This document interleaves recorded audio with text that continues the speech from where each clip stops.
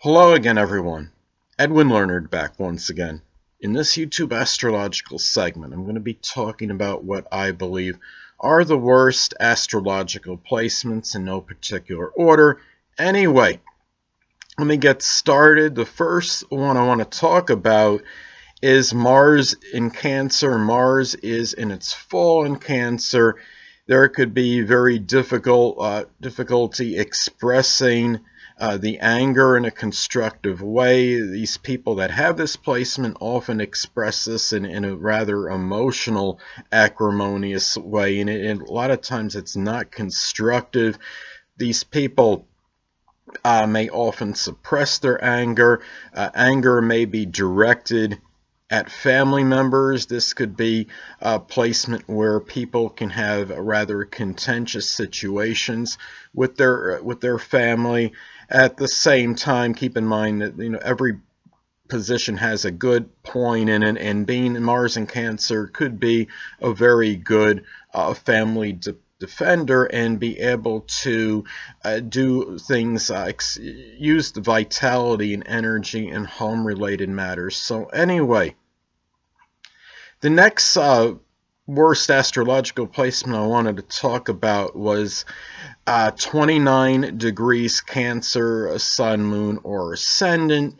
Now, a 29th degree in astrology can be crisis and upheaval oriented.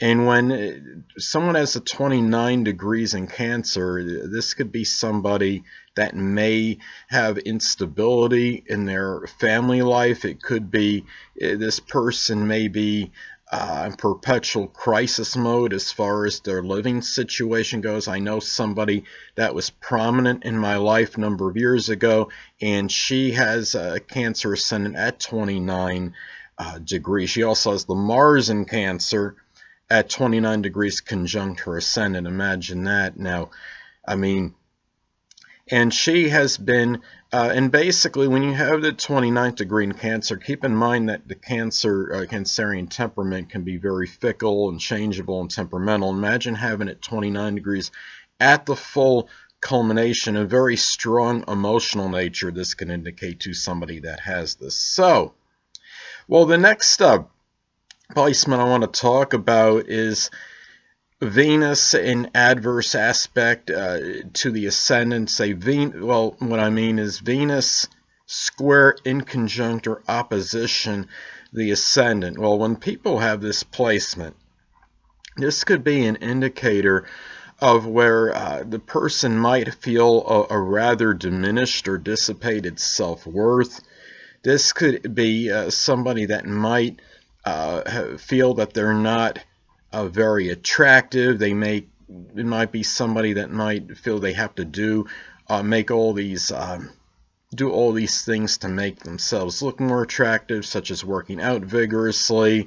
It could, in a woman's chart, this could be somebody that may feel they got to put all this makeup on because they just never feel like they're beautiful enough. And also, too, the difficulty when you have a Venus square in conjunct or opposition the ascendant, I think this could be something where these people, they don't really, as far as creative endeavors go, they don't always put their maximum effort into this, and there could be repercussions because of that. It could be a person that could become rather lackadaisical or complacent, and they must learn that if they can work laboriously and make the effort, they can really do something positive, more so with their perhaps creativity than perhaps what they may be doing. So anyway, also another thing is another one of the worst astrological placements, I believe, is a Venus adverse Saturn, Venus making a square in conjunct or opposition to Saturn, because these people can often experience a lot of despondency. There can be a lot of delays that they experience. There might be strong difficulty in conveying their feelings and their love. I have the Venus square Saturn in it's a fairly close square, and I have had monetary difficulties during my life. I've had, as far as relationships, I have not even had that many. I mean, just because one has a Taurus ascendant doesn't mean that they're just going to automatically find love. I mean, of course, you have to look at the whole chart, of course, and this also can be somebody that often may not be married. It can be some difficulties in their relationships, so there might be a strong blockage in the expression of love and feelings as well. So those are some things to look at as far as that goes. Now, another one of the worst astrological placements, I believe, is Saturn conjunct the ascendant. The person that has this, even if they have, say, a rather gregarious or extroverted ascendant such as Leo, it might make the personality, it can often make it a little bit more inhibited, more introverted than otherwise indicated. And I think especially if Saturn is conjuncting from the 12th house, the constitution may be weak, and this person may have chronic illness and have a rather weak constitution, even if the ascendant is in a real, say, a healthier sign such as Taurus. So the next thing I want to talk about as far as worst astrological placements go is Mercury in Pisces. Now, when Mercury is in Pisces, it's in its detriment and fall. So that's one of the reasons I see this as one of the worst astrological placements. The thinking is often not systematic and organized. The thinking can be rather chaotic and convoluted. Emotions can often cloud rational and logical thinking. I know a number of people that have this placement, unfortunately, seem to have either a speech impediment or there's some mental disability. There's some people that I've noticed have epilepsy. That have this placement. One of the person that I knew that had epilepsy that has this placement, unfortunately, she has a mutable Grand Cross, which includes Mercury in Pisces. At the same time, keep in mind that you can have contraindicators in your chart which could help. Now, in her case, if I remember right, she had Mercury in her third house, which is in, of course, the accidental dignity. So this helped a lot. I mean, this could modify things a little bit. So, I mean, you have to look at the whole chart, of course, and keep in mind, people, when I'm talking about these negative astrological placements, that you could always have contraindicators and positive transits to it. By progression, they can, some of these placements can move. So, or they all may move. So anyway, those are some things to look at as far as these placements go. Now, the next thing I want to talk about, Saturn in the 12th house is another doozy. Saturn in the 12th house in a natal chart, I mean, this could be a person that thinks, maybe has a distorted view of their own problems and dilemmas. They may feel that theirs are insurmountable and they're worse than others. This could be somebody that has difficulty in expressing any kind of their secret sorrows or just sorrows in general, I should say.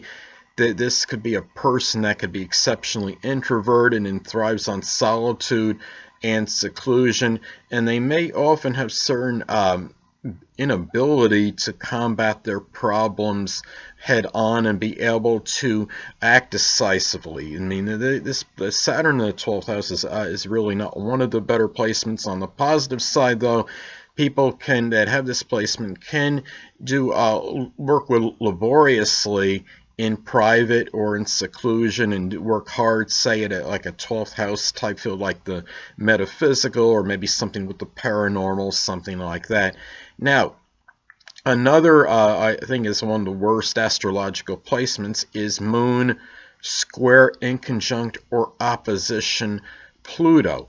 And somebody has this. I know a number of people seem to have post-traumatic stress disorder, aka PTSD, that have this placement. It can indicate a lot of emotional upheavals. There may often be a domineering or controlling mother.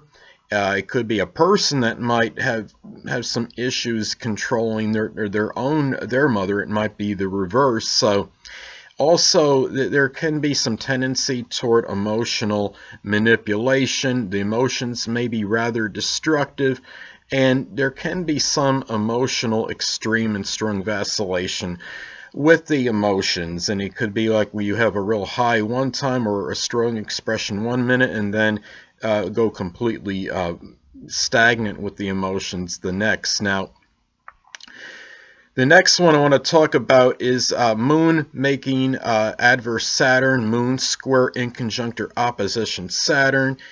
I notice a number of people that have this may have their parents that are separated or divorced, and even if they're together, their situation may be combative or contentious and disputatious.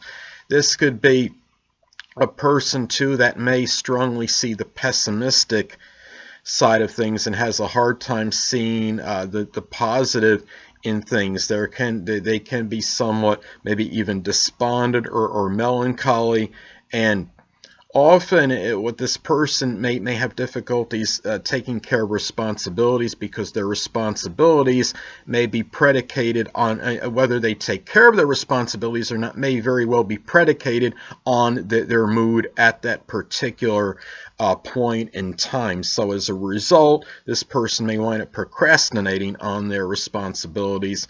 Now, at the same time, if somebody has this opposition, and let's say they have the majority of their planets, they say above the horizon, this could modify it, because that could give a little bit more positive energy in that person. So that'd be like a contraindicator.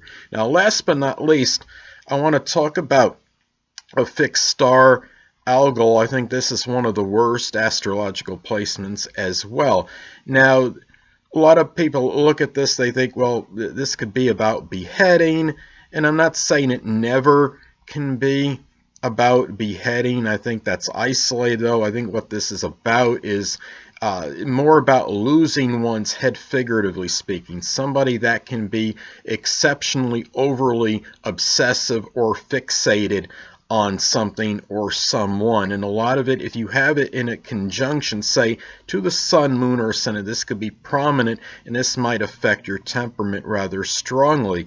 Now, many of you may have remembered former NBA player Bill Laimbeer. Okay, he has his ascendant in Taurus conjunct the fixed star algol, and he was known to be a little bit of a volatile and pugnacious player, and this placement can give those tendencies if you have this conjunct a prominent point in your chart. He was known to be a little bit of a bully, and he got into a number of squabbles with other NBA players, and also he was notorious for being one of the dirtiest players in the league. So I think that's what plays a role in this. Now, on the positive side, if somebody has this conjunct a prominent point in their chart, this could indicate somebody that can really that might not, well, on the negative, they might face a lot of adversity and go through trials and tribulations, but they can also have the willpower to be able to get through that as well.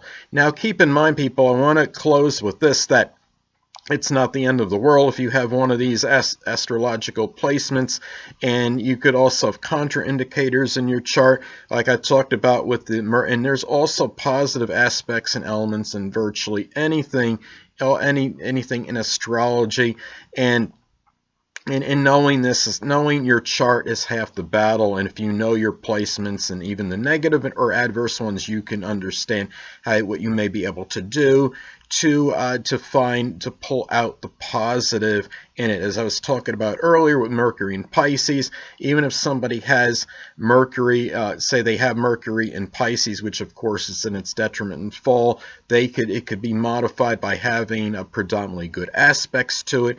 It moves out of Pisces in the progress chart anyway. You could have good transits to it. You also, it can be modified by placement, by the house placement. Say if it's in its third house, in the third house, it would be in its accidental dignity. So those are some things to look at. And also, if you have a lot of, say if somebody had that Mercury in Pisces and they have an air dominant chart, that could help modify it as well. Or even an air ascendant could help, such as like a Libra, Gemini, or Aquarius rising. So, or sun, moon, or in an air sign could help as well.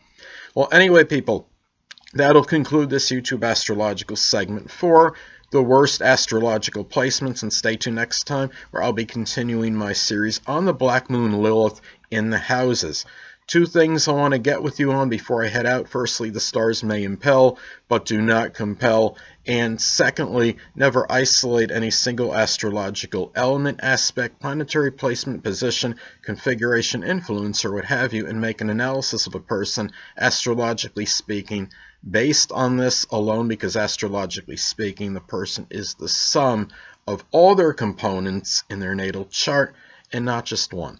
Until next time, people, stay well.